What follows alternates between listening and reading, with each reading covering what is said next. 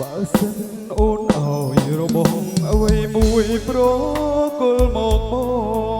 ងស្រងពើនួលអងបងក៏ទទួលត្រឹមមួយប៉ុណ្ណោះ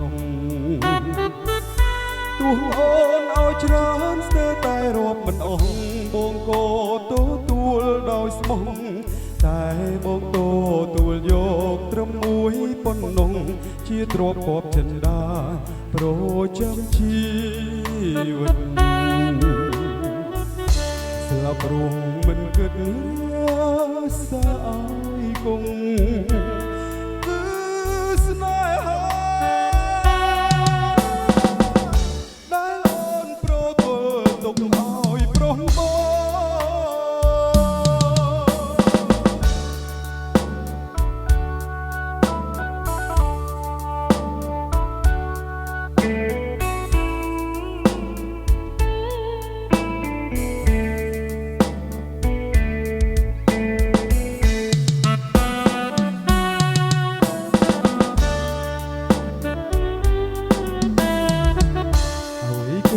ពីលំដែលមើលស្រីស្រងអើយប្របងដែ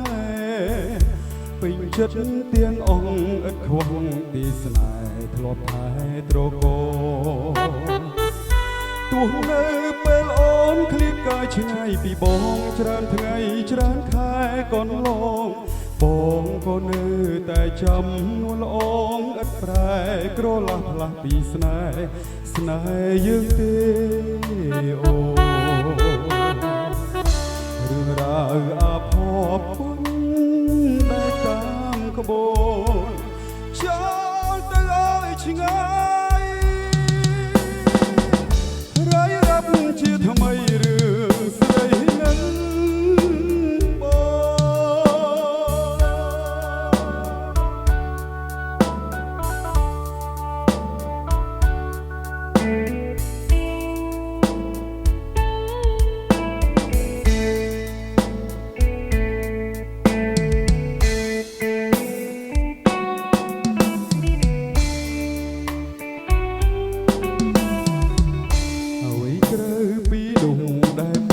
ស្រីស្រងអើយប្របងដែរពេញចិត្តទាំងអង្គឥតខ្វងទីស្នេហ៍ធ្លាប់ថែត្រកោទោះនៅពេលអូនឃ្លាតកាយឆ្ងាយពីបងច្រើនថ្ងៃច្រើនខែកន្លងបងក៏នៅតែចាំនួលអងឥតប្រែក្រឡាស់ផ្លាស់ពីស្នេហ៍យើងទេអូរឿងរ៉ាវអាភ័ព្វគុណដែលតាមក្បូន